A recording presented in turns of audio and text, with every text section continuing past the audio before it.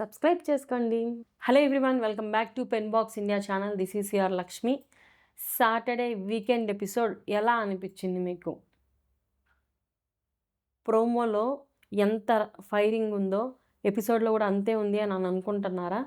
నాకైతే ప్రోమో ఏమో కేజీఎఫ్ లెవెల్లో ఉంది అండ్ ఎపిసోడ్ ఏమో Salaar మూవీలాగా అనిపించేసింది.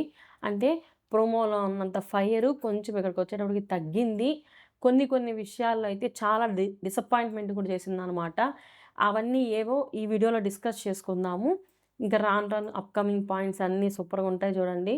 And first of all మన ఏఎన్ఆర్ గారి గురించి, ఏఎన్ఆర్ లివ్స్ ఆన్ గురించి మంచి సాంగ్స్ వేశారు కదా, చాలా బాగా అనిపించింది. ఏఎన్ఆర్ లివ్స్ ఆన్ అది మన మన హక్కు ఆయనకు గుర్తు చేసుకోవడం అనేది చాలా బాగా అనిపించింది. ఐ మీన్ 100% ఒక రౌండ్ ఆ పాత రోజులకైతే తీసుకొచ్చేసాడు బిగ్ బాస్.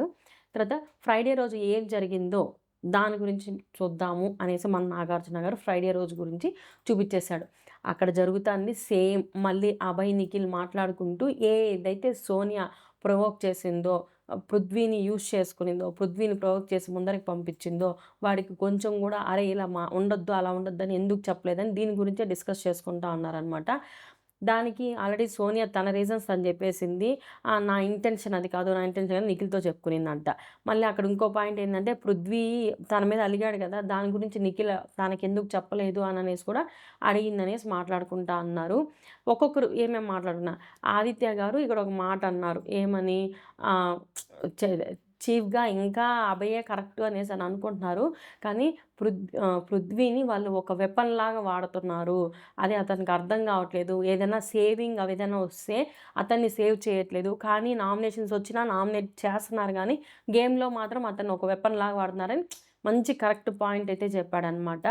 బాగుంది. ఆదిత్య గారు ఇప్పుడు గేమ్లోకి బాగా ఇంట్రెస్ట్ అయితే చూపిస్తూ ఉన్నారు. ఇక్కడ నాకు ఒక మాట అనాలనిపిస్తుంది. ఆ నలుగురు అనేసి బ్యాచ్ లాగా ఉన్నటువంటి ఆ నలుగురు 4 దారులు అయిపోయారు. 3 వారాలకే వీళ్ళ ఫ్రెండ్షిప్ ఇంత మాత్రం అయిపోయింది అనమాట. తర్వాత ఆ మినిట్ మేడ్ టాస్క్ పెట్టారు కదా, ఆ మినిట్ మేడ్ టాస్క్లో వాళ్ళు పెట్టినటువంటి టీంలో ఇక్కడ మీరు బాగా గమనించారా, అంత గేమ్ ఆడుతూ ఉంటే ఎవరికైనా గెలవాలని ఉంటుంది. త్వరగా అంటే నాకు కొంచెం స్పేస్ కావాలి. గేమ్ ఆడేటప్పుడు స్పేస్ కావాలంటాడు. ఏందబ్బా ఈ మణికంఠ, అర్థమే కాడు. అక్కడ కూడా స్పేస్ కావాలంటే ఏంటి? అబ్బాయిని నువ్వు పినడానికి కూర్చున్నావు, అలాంటప్పుడు ఫాస్ట్గా చేయొచ్చు కదా. లేకుండా నాకు కొంచెం స్పేస్ కావాలి, పక్కన వాళ్ళు త్వరగా అంటే నేను తట్టుకోలేను అనేసని మళ్ళీ నిఖిల్కి చెప్పుకుంటున్నాడు. దాంట్లో స్పేసే ఉందిరా, అది నువ్వు చేయాల్సింది స్పీడు, ఎఫర్ట్స్ పెట్టేది గేమ్ వేరే ఫిజికల్ టాస్కుల్లో అని క్లారిటీ ఇస్తా అన్నాడు అనమాట. మొన్న అంతే, అంత పెద్ద గొడవ జరుగుతా అంటే మధ్యలో వెళ్ళిపోతున్నాడు, నాకు స్పేస్ కావాలనేసి. ఏమనాలో తెలియలా. ఇదంతా అయిపోయాక నెక్స్ట్ మన నాగార్జున గారు స్టేజ్ మీదకి వచ్చి మన కంటెస్టెంట్స్తో హాయ్ చెప్పేశారు. రావడం చాలా సీరియస్గా ఉన్నారు. సీరియస్గా ఉండడానికి చాలా న్యాయం కూడా ఉందన్నమాట. రావడం సోనియాని లేపాడు. అసలు మీరు నమ్ముతారో నమ్మరో, చాలా పాయింట్లు కవర్ చేయలేదు అసలు. ఇక్కడ కొంతమంది తప్పే చేయలేదు అన్నట్టు వాళ్ళకి సంబంధమే లేదు. విష్ణుప్రియ గురించి కానీ, సీత గురించి కానీ, సోనియా గురించి కానీ అస్సలు ఒక పాయింట్ కూడా పైకి ఎత్తలేదు, క్లారిటీ ఇవ్వలేదన్నమాట. ఆదిత్య గారిని పృథ్వీ అంత మాట అన్నాడు కదా, దాన్ని కన్క్లూజనే చేయలేదు. అంత మాట అన్నాడు, అసలు ఒక్క మాట కూడా ఆ టాపిక్ గురించి ఎత్తనే లేదు. యష్మి ప్రేరణ ఎంత బాగా గేమ్ ఆడారు. అసలు వీళ్ళందరికన్నా అందరు అమ్మాయిలు బాగా ఆడారు అన్నారు, ఒప్పుకోవచ్చు, కానీ అందరు అమ్మాయిల్లో కల్లా వాళ్ళిద్దరు ఆడారు. కేవలం నేను ఈ పాయింట్ ఎందుకు చెప్తున్నానో ఒక్కసారి చూడండి. వాళ్ళు నలుగురు ఇద్దరు బాడీ గార్డులను ముందర పెట్టుకొని ప్రొటెక్టెడ్గా గేమ్ ఆడేది వేరు. వీళ్ళు ఇద్దరు ఏ ప్రొటెక్షన్ లేకుండా 2 days కంటిన్యూస్గా గేమ్ ఆడేది డిఫరెంట్. సో వీళ్ళిద్దరూ నిజంగా అంత బాగా ఆడారు, ఒక్క అప్రిషియేషన్ కూడా లేదు. ఇదైతే నాకు చాలా బాగా అర్థమైంది. అండ్ కొన్ని విషయాల్లో వీళ్ళ మిస్టేక్స్ ఉన్నా కూడా వాళ్ళ మిస్టేక్స్ రుద్దకుండా కొంతమందిని అయితే బలి చేసినట్టు అనిపించింది. ఇవన్నీ వీడియోలో డిస్కస్ చేసుకుందాము. సోనియాని లేపాడు. సోనియాని సంచాలకుగా నువ్వు బాగా చేసావా అని అడిగాడు. ఇక్కడ బాగా చేశావా అని అన్నాడే కానీ నువ్వు బాగా చేశావు అని అనలేదు. సో, ఇక్కడ వీళ్ళు హౌస్‌మేట్స్ గుర్తుపెట్టుకుంటే నామినేషన్స్‌కి వీళ్ళకైతే పాయింట్ దొరుకుతుంది. ఆమె ఏం చెప్పింది, సార్ నేను కన్‌ఫ్యూజ్ అయినాను అనేసి చెప్పేసింది. భయపడింది ఫస్ట్. భయపడని నేను ఏం చెప్పింది, కన్‌ఫ్యూజ్ అయ్యాను. ఇక్కడ రూల్స్ అవన్నీ వీళ్ళు బ్రేక్ చేసేశారు. సో, దాన్ని పట్టుకొని బయటకి రావడం లోపలికి వాటిని పట్టుకొని నేనైతే ఎక్కువ ఎవరు ఫౌల్స్ చేశారో వాళ్ళని తీసేసి నిఖిల్‌ని విన్ చేశాను అనింది. కానీ అక్కడ చెప్పిన రీజన్స్ అయితే కొంచెం అటు ఇటుగా అక్కడ. ఇక్కడ మీరు మీరు నమ్ముతారో నమ్మరో అభయ్‌ని గూడా లేపి అడిగాడు. "అభయ్ నీకెలా అనిపిచ్చింది" అననంటే నాకు అప్పుడైతే గేమ్‌లో అయితే చాలా నచ్చలేదు. తర్వాత నేనే ఆలోచించుకున్నాను సార్ అనేసని అన్నాడనమాట. అప్పుడు యష్మి మీకెవరికైనా ఇదున్నాయంటే యష్మి లేసి అడిగింది. సార్ అక్కడ ఆహ్, రూల్ ఈస్ రూల్. సంచాలక్‌గా తను పాజ్ చెప్పలేదు. అభయ్‌ని అడుగున్నప్పుడు అభయ్ చెప్పుండొచ్చు ఇంకొకటి గూడా. అభయ్‌ని అడిగాడు. నీకెలా అనిపిచ్చింది టాస్క్ గురించి అంటే, సంచాలక్‌గా అమ్మాయి డెసిషన్ నాకు కరెక్ట్ అనిపిచ్చలేదు. డిఫెండ్ చేసుకునేటప్పుడు నిఖిల్ కొంచెం హైట్ ఉన్నాడు, పర్సనాలిటీ ఉన్నాడు. నేను నా బాల్ కాపాడుకునేదానికి బయటకొచ్చాను అంటే, బయటకొచ్చిందే out of the box wrong అని చెప్పేస్తున్నప్పుడు, అప్పుడు నిఖిల్ గూడా ఎళ్ళాడు అనేసని కొంచెం ఆర్గ్యూ చేసుకోండొచ్చు. కానీ అక్కడ అంత ఛాన్స్ లేకుండా పోయింది. అయ్యగారికి సిట్యుయేషన్ అయితే అర్థమైపోయిందనమాట. యష్మి అయితే లేసి అడిగింది. తన డెసిషన్ అయితే మేమక్కడ ఆర్గ్యూ చేయడానికి కారణం ఏందంటే, తను పాస్ చెప్పలేదు. వెపన్స్ విరిగిపోయినప్పుడు గూడా పాస్ చెప్పలేదు. బెలూన్స్ తోసేటప్పుడు గూడా ప్రాపర్‌గా తొయ్యలేదు అని అనింది. అసలు అక్కడ మన 'నాగార్జున' గారి ముందర ఆడియన్స్‌లో ఒకాయన జెప్పాడు గదా! యష్మి చాలా బాగా ఆడుతుంది. కరెక్ట్ పాయింట్‌కి ఇదే రీజను. కాన్స్టెంట్‌గా ఉంటుంది ఈ అమ్మాయి మెంటాలిటీ. అప్ అండ్ డౌన్ అనేదే ఉండదు. చాలా కాన్స్టెంట్‌గా ఉంటుంది. ఎక్కడైనా సరే ధైర్యంగా లేసి నిలబడి అంటే స్ట్రాంగ్‌గా ఉంది. ఆ అమ్మాయికైతే న్యాయం జేయొచ్చు. ఆ ఫీడ్‌బ్యాక్‌కి అన్నట్టు స్ట్రాంగ్‌గా తీసుకుంది. అయితే సంచాలక్ డెసిషన్ ఈస్ ఫైనల్ అంటే ఓకే అని కూర్చునేసింది గదా! అక్కడ ఏ గేమ్ ఎట్టైనా పోనీ సంచాలక్ డెసిషన్ ఈస్ ఫైనల్ అని జెప్పాడు. అంతేగాని సంచాలక్‌గా నువ్వు కరెక్ట్ చేశావనైతే చెప్పలేదు. ఇది రూల్స్‌లో అక్కడ 'బిగ్ బాస్' పంపించిన రూల్స్ ఉన్నాయి. కానీ అవి పాటించాల్సిన పని గూడా నీకుంది గదా! అనేసి ఫస్ట్ కోటింగ్ అయితే పడిపోయింది అభయ్‌కి. అభయ్‌కి నాగార్జున గారు ఇచ్చినటువంటి ఎలివేషన్ సూపర్ గదా! అభయ్ ఆ మాటలన్నీ మాట్లాడాడు. చాలామందికి మాట్లాడలేదని నైట్ మిడ్‌నైట్ దాంట్లో వాళ్ళు బయట కూర్చొని మాట్లాడుతుంటే ఇంకొకరిని ఎట్లా ఫోకస్ చేస్తా అలా ఇవి కొన్ని డైలాగులయితే ఇన్నామనమాట. ఆ డైలాగులున్నాయి గదా! మీ పెళ్ళాం ఏమన్నా కొట్టిందా? మధ్యలో వచ్చి మార్చావు. ఆ స్క్రిప్టు రాసేవాడికి, డిజైన్ చేసేవాడికి తెలీదు. మళ్ళీ భోజనం చేసేటప్పుడు ఇవన్నీ మాట్లాడారు గదా! ఇక్కడ ప్రేరణది, యష్మిది గూడా తప్పు లేదనే అనిపిస్తుంది నాకు 50%. ఎందుకంటే అతను వాడుతున్నటువంటి వర్డ్స్‌కి వీళ్ళకి అర్థం తెలీదు. ఆ! కొన్నిటికైతే అందరూ వాళ్ళ జోన్‌లో ఏంది మేము ఓడిపోయాము. మమ్మల్ని కావాలనే ఓడిపిచ్చారు. మాకు బిగ్ బాస్ ఎటువంటి బెనిఫిట్ లేదనే మైండ్ సెట్‌తోనే ఉన్నారు కాబట్టి వాళ్ళు ఎంకరేజ్ చేశారు. ఆ లఫంగి అనే మాటలు మళ్ళొచ్చి నేను నిన్ను నామినేట్ చేస్తా. బయట పోయినన్ని రోజులు నేను నిన్ను ఇదిగానే చెప్తా. అబ్బా! ఏం మాట్లాడాడు ఆ మాటలన్నీ అసలు ఏంది ఇంట్రొడక్షన్ ఏవి కన్నా లేదా ఎగ్జిట్ అయ్యేటప్పుడు ఎలిమినేషన్ ఏవి కన్నా ఇది దారుణంగా ఉంది. అంత బీభత్సంగా ఏసి అక్కడ ఒక మాట అన్నాడు గదా! ఆ! నువ్వు నా మాటలు నాకే యేసి నా మొఖమే చూపిస్తా ఎడిటింగ్ జెయ్యి. లఫంగా ఎడిటింగ్ చేయొద్దు. నా మొఖానికి నా మాటలే యేసి ఎడిట్ జెయ్యి అని అన్నాడు. సేమ్ అదే మాటలన్నీ మన నాగార్జున గారు అవే తీసుకొచ్చాడు. నువ్వు ఒక సైకోలాగా ఉన్నావు. నువ్వు ఒక మనిషివా? నువ్వు మాటలు మాట్లాడుతున్నావా? నీ లఫంగి మాటలు అనేసి ఎంత బాగా అసలు వాడు మొఖానే అడిగేస్తున్నాడో అసలు నిజంగా ఆహ్, నాగార్జున గారు గూడా అంత ఎప్పుడూ నోట్లో నుంచి వచ్చిన మాటలు గాదు. అడిగాడు. అక్కడ అందరూ రిగ్రెట్‌గా ఫీల్ అయ్యారు. ఒక ఛాన్స్ ఇవ్వండి, ఒక ఛాన్స్ ఇవ్వండి అనేసిని. సారీ అని ఆపందే సారీ చెప్పమని నీకు సోనియా చెప్పినా కూడా నువ్వు సారీ చెప్పేదానికి విల్లింగ్‌గా లేవు అననేసంటే, లేదు సార్ నేను అప్పటికే రియలైజ్ అయిపోయి నేను చెప్పాను సారీ అనంటే, లేదు నువ్వు చెప్పలేదు అనన్నాడు. ఇంకా అక్కడికే నేను ఇంతకన్నా ఏం చేయలేను మోకాళ్ళ మీద పడి ఎక్స్‌ట్రీమ్‌లీ సారీ నాకు ఒక్క ఛాన్స్ ఇవ్వండి. నేను మళ్ళీ నెక్స్ట్ ఇది రిపీట్ కాకుండా చూసుకుంటాను అననేది. రిపీట్ అంతా ఉండదింకా. మీరు హౌస్‌మేట్స్ మీరు తన్నుకున్నా, కొట్టుకున్నా, తిట్టుకున్నా 'బిగ్ బాస్' అన్నిటిని వదిలేసేవాడు. ఇప్పుడు ఒక్క అభయ్ చేసిన పనికి మిగతా వాళ్ళందరూ 'బిగ్ బాస్' మీద రెస్పెక్ట్ లేకుండా మాట్లాడతారా? ఒక్క కెమెరా కాకపోయినా ఒక కెమెరాకి చీప్‌గా మాట్లాడినట్టు అనిపిస్తదా? అందరూ అలా మాట్లాడుతుంటే 'బిగ్ బాస్' మీద భయం ఎక్కడి నుంచొస్తది? అప్పుడు లోపల ఇంకెన్ని మాట్లాడుకుంటారో. 'బిగ్ బాస్‌నే' అన్ని మాట్లాడితే మీ లోపల లోపల ఇంకెన్ని మాట్లాడుకుంటారు? 'బిగ్ బాస్' ఖచ్చితంగా స్ట్రిక్ట్‌గా వార్నింగ్ ఇయ్యాలని నేను వీటన్నిటిని టాలరేట్ చేయను. 'బిగ్ బాస్' ఒప్పుకున్నా గూడా నేను టాలరేట్ చేయను. నేను ఫోర్స్‌ఫుల్లీ గివింగ్ రెడ్ కార్డ్ అనేసి గేట్స్ ఓపెన్ అయ్యాయి బయటొచ్చేయి అన్నాడు. హౌస్‌మేట్స్ అందరూ షాక్ అయిపోయి సార్ ఒక్క ఛాన్స్ అనేసి ఇంకా ఫుల్ టెన్షన్ పడ్డారనమాట. అక్కడ నాకు అసలు నీకు ఉండాల్సిన అవసరమే లేదు. నా డెసిషన్ ఫైనల్ నువ్వొచ్చేయి అన్నట్టు నాగార్జున మళ్ళీ నువ్వు ఉండాలంటే హౌస్‌మేట్సే సమాధానం చెప్పాలి అన్నట్టు మాట్లాడారు. అప్పుడు ఒక్కొక్కరిని లేపితే అందరూ ఛాన్స్ ఇద్దాం అనేసి అందరూ ఒక ఛాన్స్ రెక్టిఫై చేసుకుంటారు అనేసనన్నారు. ఇక్కడ ప్రేరణను మెచ్చుకోవచ్చు. ఏంటంటే మీరు చెప్పారు గదా! క్యాన్సర్ సెల్ లాంటోడివి నువ్వని. అది పెరగడానికి కారణం మేము ఇండైరెక్ట్‌గా కొంచెం రీజన్ అయ్యాం గాబట్టి, దానికొక మెడిసిన్ ఉంటుంది. అది మేము కూడా అవ్వచ్చు. ఇంకోసారి ఇలా రిపీట్ కాకుండా చూసుకుంటామని ప్రేరణ, యష్మి అయితే చెప్పారు. ఇక్కడ నిఖిలు అసలు ఇంకొకటబ్బా! అభయ్ అంత ఆహ్, చీప్‌గా మాట్లాడడానికి కారణం ఈ నిఖిలు, పృథ్వీ, సోనియా. ఫ్రెండ్స్ లాగుండేవాళ్ళు గేమ్ లాగా ఆడుండుంటే బావుండు. ఒకేసారి ఫ్రెండ్ గూడా గాకుండా అంత ప్రొవోకింగ్‌గా అటాక్ చేశారు కదా! ఇతనికి డైజెస్ట్ కాలేదు. ఏదైతే ఆ సంచాలక్‌గా తనిచ్చిన ఫీడ్‌బ్యాకు ప్లస్ 'బిగ్ బాస్' గూడా దాని గురించి ఏది చెప్పకుండా అది కొంచెం గేమ్‌ని అర్థం చేసుకోకుండా అంది. ఏకంగా విష్ణు చెప్పినటివి ఎంత చెప్పేసాడో తెలుసా?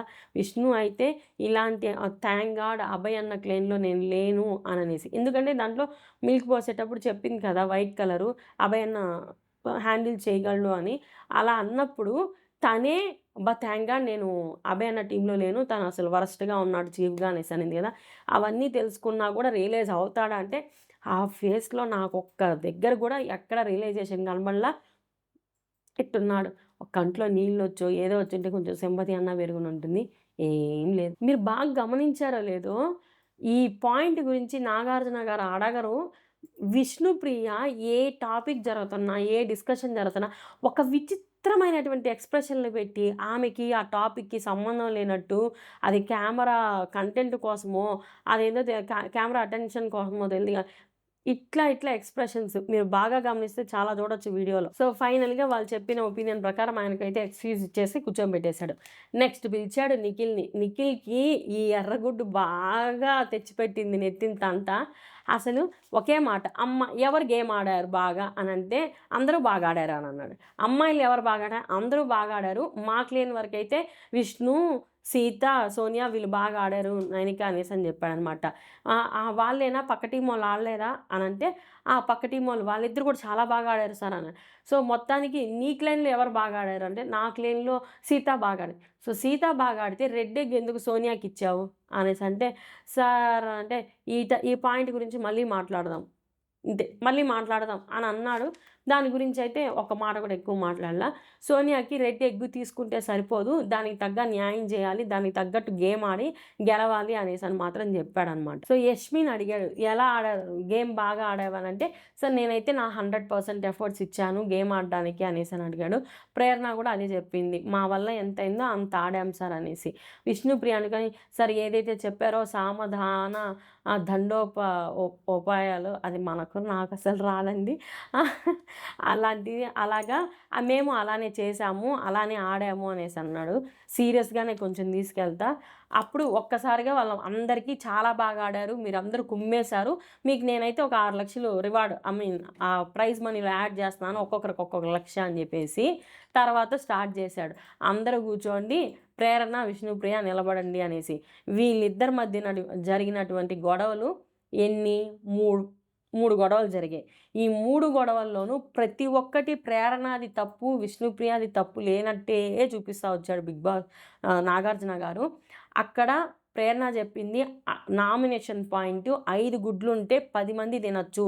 కానీ నువ్వు 2 గుడ్లు తినేస్తే ఎట్లా అని. అది రేషన్‌ది చాలా ప్రాబ్లమ్ అవుతుంది. దాన్ని కూడా ప్రేరణ నెత్తి మీదకే. అక్కడ ప్రేరణ ఆల్రెడీ నర్వస్‌గా ఉంది కాబట్టి ప్రేరణ ఎక్కువ డిఫెండ్ చేసుకోలేకపోయింది. మెయిన్ పాయింట్ ఏంటంటే నువ్వు బాగా ఆడావా గేము అన్నప్పుడు ప్రేరణ నేనైతే డీసెంట్‌గా ఆడాను. కానీ ఒక దగ్గరైతే ఐయామ్ నాట్ సాటిస్ఫైడ్. ఎక్కడంటే ఆ వర్డ్ యూజ్ చేశాను కదా! క్యారెక్టర్‌లెస్ అనేసని. ఇక్కడ వాడాల్సింది ఏంటి? నీకు నచ్చినట్టు మారుతున్నావు అనేసుంటే ఏదో ఒకటి అయిపోయిండుండు. Fake person అనేసుంటే అయిపోయిండు. ఆ హీట్ ఆఫ్ ది మూమెంట్‌లో అలా అయిపోయింది.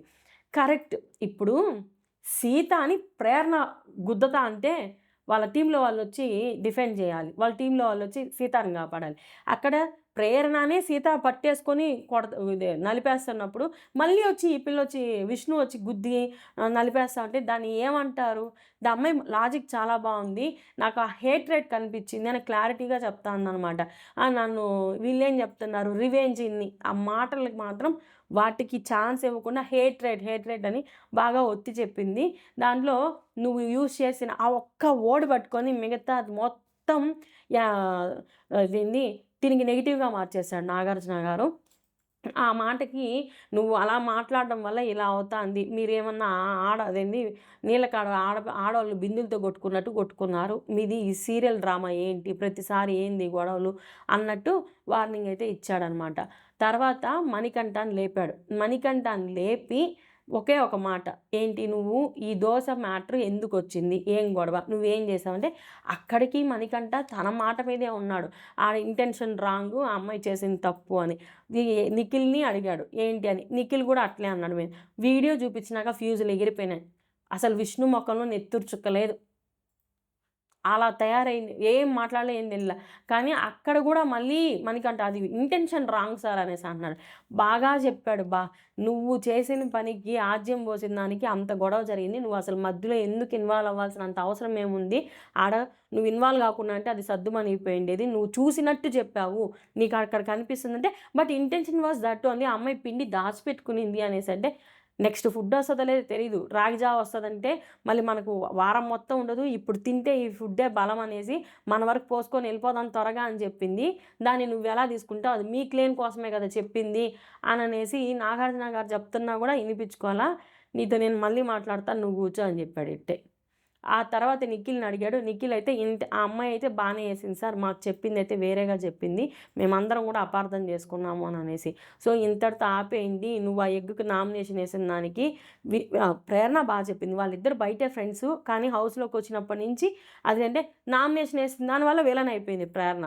ఇంకా హౌస్‌లో 100 రోజులుంటారు. నామినేషన్ ఏయకుండానే ఉంటారు వాళ్ళ ఫ్రెండ్స్ అంతా. సో, అట్లా ఒక 5 గుడ్లు తెప్పిచ్చి ఇద్దరి మధ్య సంధి కుదిర్చాడు.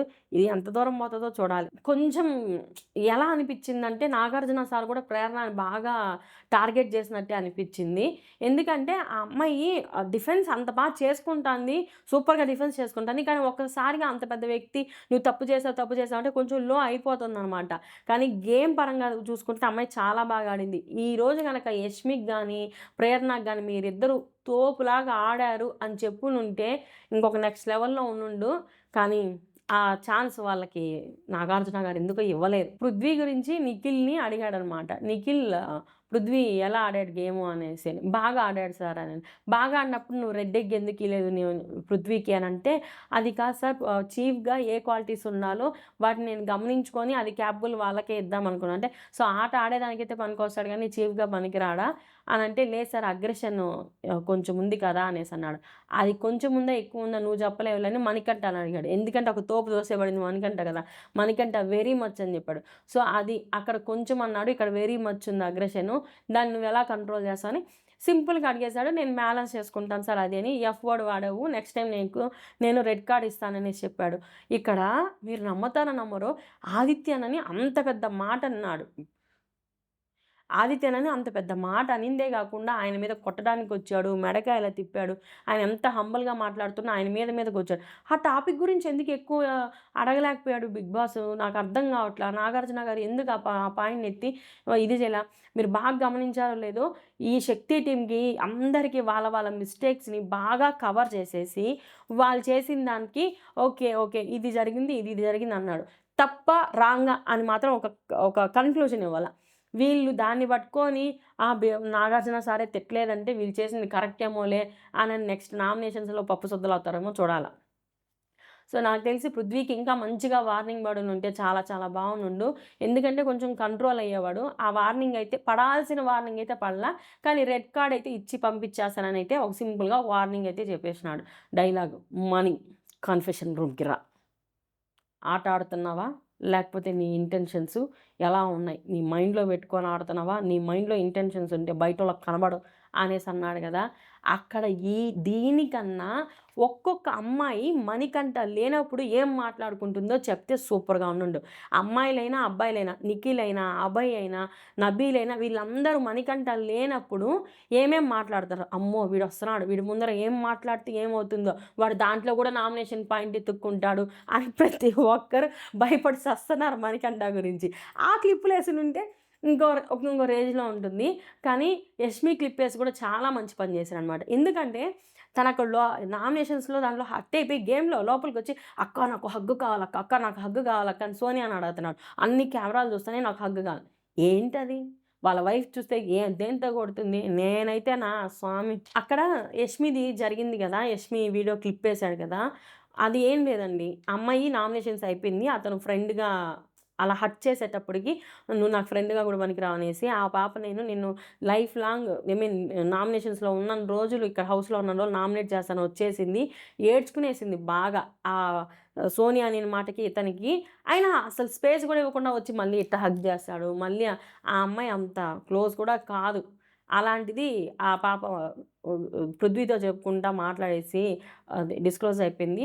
ఈవెన్ ప్రేరణతో వీళ్ళతో మాట్లాడతా నాకు కొంచెం స్పేస్ అన్నా ఇవ్వాలి గదా! టైం అన్నా ఇవ్వాలి గదా! అన్నట్టు మాట్లాడుకునిందనమాట. తర్వాత అసలు 1 డే గాదు 2 డేస్ అసలు మాట్లాడనే లేదు మణికంఠతో. మణికంఠతో ఈ అమ్మాయి మాట్లాడలా. ఎవరు? Yashmi 2 days first.